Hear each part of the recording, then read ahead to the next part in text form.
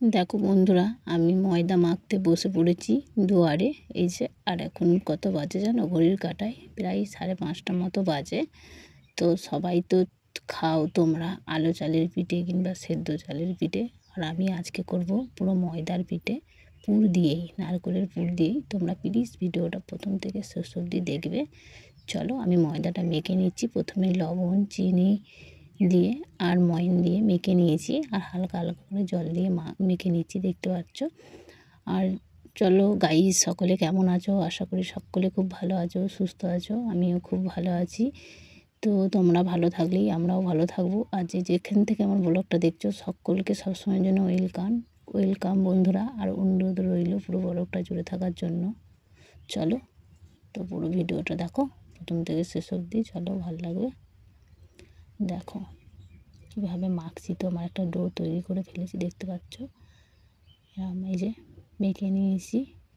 এই দেখো, এমনিভাবেই মাখতে হবে, বেশি পাতলাও নয় শক্তও নয়, ওরমভাবেই। আর এই মা আর আমি, এপাশে মা আছে আর এপাশে আমি লেচি করতে বসে পড়েছি। এই যে এরকম তেল দিয়ে লুচির মতনই করতে হবে, বেলতে হবে ওই রকমই। ওই যে বেলে নিচ্ছি, দেখতেও পাচ্ছ আমি। হয় দেখো, চলো। তো দেখবে খেয়ে এটা এত সুন্দর, কি বলবো বন্ধুরা। আর এটা পুর, নারকেলের পুর, মানে মা সকালে চিনি দিয়ে এটা করে ফেলেছে পুরটা। তোমরা গুড় দিয়েও করতে পারো, তো চিনি দিয়েই ভালো লাগবে।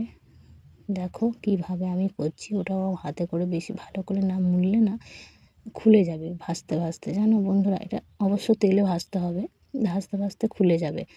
আর এমনি যারা মানে আলো চালের গুঁড়িতে করো, মানে করেছো, ওইটা হচ্ছে বেশি এরম অত মানে ভালো করে মুড়তে হয় না মুখগুলোর কাছে।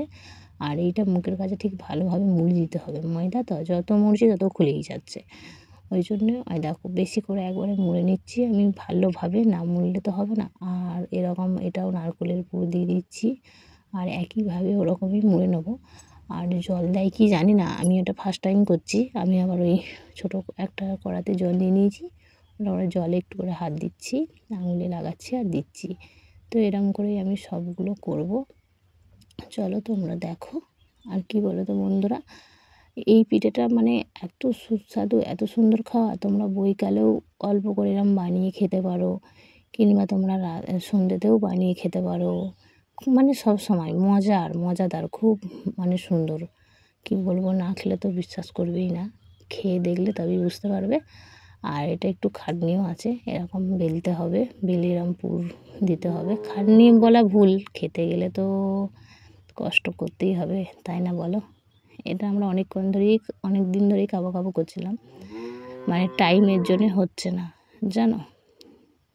কী বলবো, আর আমাদের কি বলবো, এ বাড়িতে ভাবছিলাম করবো, তারপরে সব বয়ে বয়ে নিয়ে আসতে হবে বলে দিয়ে করলাম। আর দেখতে পাচ্ছ আমার রেডি হয়ে গেছে। হ্যাঁ দেখো, দুটো থালাই রেডি করে নিয়েছি, কড়াও বসিয়ে দিয়েছি গ্যাসে।